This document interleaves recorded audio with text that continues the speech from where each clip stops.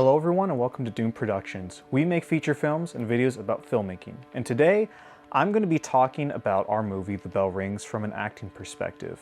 If you weren't aware, we recently made a movie called The Bell Rings. It is completely free to watch on our channel. Check it out if you haven't already. There might be some spoilers in this. And I realized I hadn't talked about the acting aspect of The Bell Rings because I'm primarily a director on this channel. And this was the first role that I kind of sunk my teeth into, really. And I wanted to get on here and talk about what the process of The Bell Rings was like as someone who's kind of a non-actor. And this is going to be a little bit rambly. I'm just going to leave this as kind of an unbroken take so you can hear all my raw thoughts. And I just wanted to share with you all just a little bit about the acting of The Bell Rings, because hopefully this will help you out if you're considering acting in a movie, if you're not an actor, or even if you are an actor, an insight into the process, or maybe just a different way of doing things that might help you out, but are interesting nonetheless. So what I kind of would say I learned about acting in The Bell Rings was how important the script is for me personally. It might not be for everybody. In fact, some people might prefer improvising as opposed to, reading a script, but for me, the script was very important. I wanted to approach it from the playing James from a very emotional place, and the first way to do that, because I've never really, I've acted before, but nothing really dramatic. What I felt I had to do was I had to know this character inside and out. So I treated the script as essentially a Bible, and I took lots and lots of notes, essentially. And I would read this thing so many times because aside from just getting into the character, I knew that this would be very difficult to memorize all the lines. And I knew that would be a struggle in of itself, both the emotional and the memorization of this whole thing.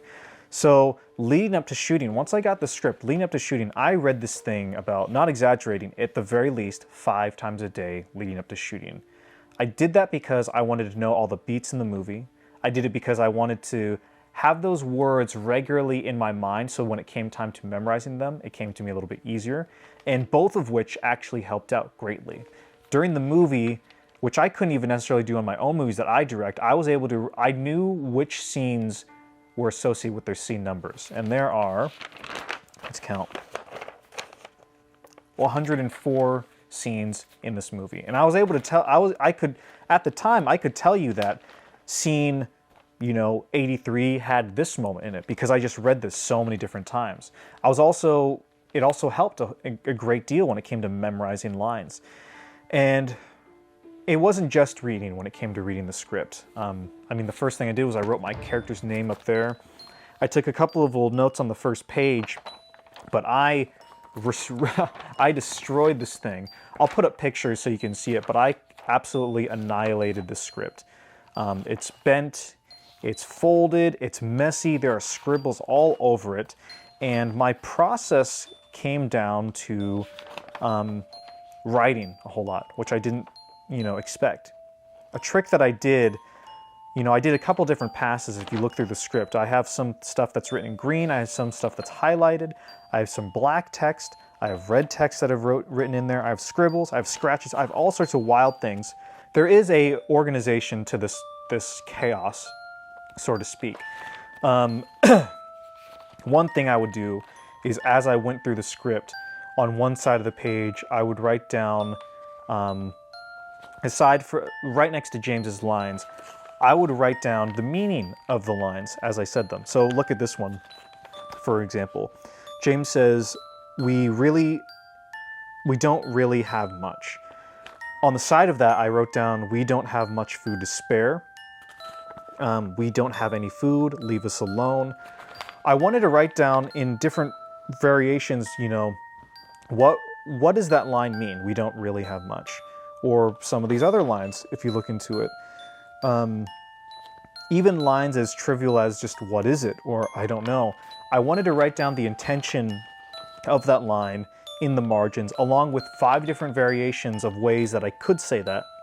Even ways that I think my character would actually say it better. Because, I figure when we're acting in a movie, and you're you're playing a character, if you forget a line, that's no big deal. But if you know the intention behind the line, that's a lot easier to jump into a scene and get behind everything that's going on. You'll also find something that there'll just be, lines in here and just emotions just written on the script. I mean, there's just parts of the script where I've just scratched out completely, and I just have emotional writing. Like, I have at the top of this page, I have like "what" written down. I wrote "what" with big question and exclamation point, and then below that, "yes," big exclamation point. It's circled, it's highlighted and everything. And that's done to pretty much, quickly be able to glance at a page and know what kind of emotion this character is supposed to have, which is really the reasoning behind it all. Something else I'll do is I'll just write little revelations I have about the script within the script itself. So on the, look at this last page here, there's some pieces of writing. It says, what does he want? To be loved. What does the farm represent? His self-worth, his value is tied to the farm. Just things about the character that, I thought were interesting, or little notes that I had. James, James was raised by the family, neglected by the town, hated by the pastor, hated by his brother, but loved by the witch, essentially. And just kind of like different stuff like that. James, above all else, just wants to be accepted and loved. That's just something I put there. And that's kind of a through line you see as through all of the different, notes that I took. Let's see, this says Mary is the mother figure. That's right. There's this isn't apparent in the movie necessarily, but when we talked about meetings, we talked about what it would have been like for these characters to be raised and growing up. And we talked about how maybe the mother of James and Peter was a little more loving, nurturing, and accepting, whereas the father was very just kind of, stern and firm and just kind of a little bit strict. So we talked about how maybe the mother died early on and he was left to be raised by this kind of dad who maybe didn't even want him that much. So Mary, to kind of explain why maybe he's drawn to Mary in a certain way. Let's see what else there is. Yeah. Oh yeah, of course. I also wrote on the very back, I wrote some song lyrics. There's a song that I thought, oh, this kind of relates to the character James. So I wrote it down and I highlighted sections of it that I thought pertained to James a little bit. Something else I did to help prepare for the movie was I made my own script, in a sense, my own handwritten script. So what I did here on this little notepad was every single scene that James was in, I wrote down all of the dialogue for the scene within here. Some of it was slightly rewritten, but some of it's the exact same as it is in the script. But again, this was a part of the process that I think really had to do with getting into the emotions of the character, and it also had to deal with just memorizing things just in general, because if you write something down, it's easier for you to remember. So I went through every single scene that James appears in where he speaks, and I wrote it down. And I have, some little blue post-it note tabs to show these are kind of big, emotional, important moments in the script. And once we were in the thick of shooting, I felt that I referred more often to this than I did to the script. This was great for research and studying, but this was really good for my practical, I need to memorize the lines, I need to get in the mood. I referred to this once shooting began, because I wrote this up just before shooting started. And the way I would get ready for the movie, because, if you're shooting an entire feature film in a couple of weeks, you can't necessarily shoot in chronological order, which is obviously what every actor would love to have happen, but you just can't do it. So you have to prepare for things. So usually when it came time to preparing for the bell rings, I would write down, let's see, I would use these post-it notes a whole bunch. What I would do for the bell rings was I would stagger it. So if I was shooting certain scenes on a Monday, I would prep for those scenes starting on Sunday or Saturday, the previous weekend.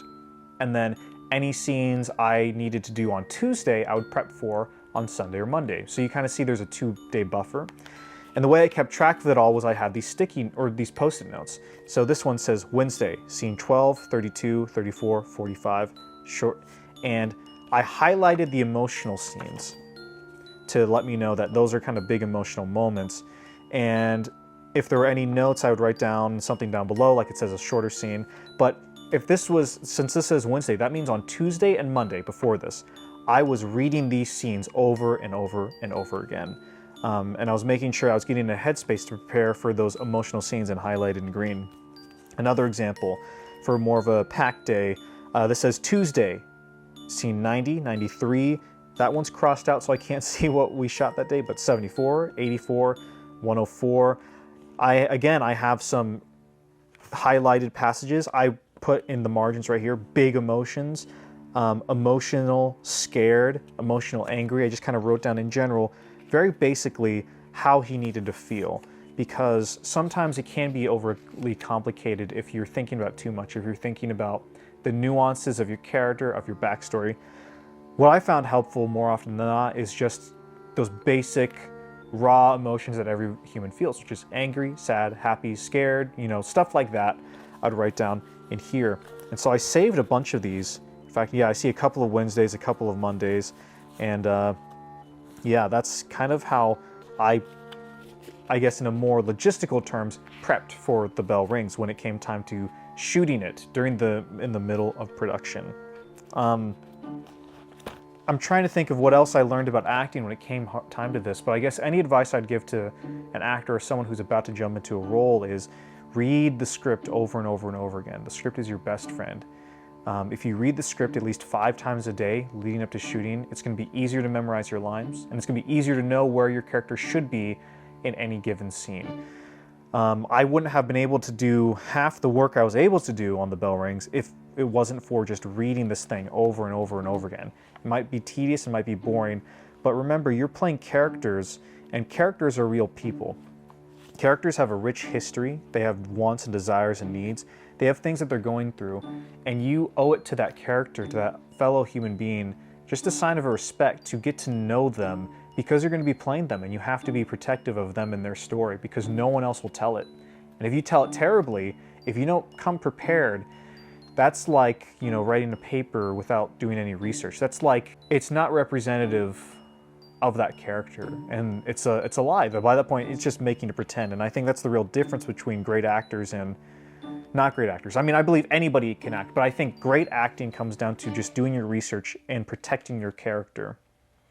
And not so good acting is really just kind of more fun and make pretend. And there's nothing wrong with that either, but that's really where I differentiate the two. And that's what's different about my performance in this between like Video Carnage or Wild Boys, because this is a lot of work that went into it on an acting side. And I hope that comes across. I realize this is probably sounding really pretentious and maybe not so, I'm trying not to sound full of myself, but acting's tough, man. And acting is a tricky thing to try to be another person and get taken seriously for it. So, that's just what I learned on this movie. If you have anything else that you learned and you're an actor, please write it down in the comments down below. I'd love to hear what tips, tricks, and techniques that you came up with or things that you do. Maybe some of this resonates with you. If you're interested in reading this full thing, on our Patreon, we have a Patreon now, you will find this entire thing scanned in a PDF format. So you can actually read this script as it is if you become a patron of ours, because I don't know, I thought it would be helpful to have, people look at the script, what it might look like prepping for a movie from an actor's point of view. So that is up there for anyone who's looking for a deeper dive into the acting process. But thank you so much for watching, everyone. I hope you enjoyed it. I hope you got something out of this. If you like this video, please consider subscribing. It only takes a couple seconds out of your day, but it would mean the world to us. And we promise to put out more cool videos in return. So, thank you for watching this video, and I'll see you on the next one.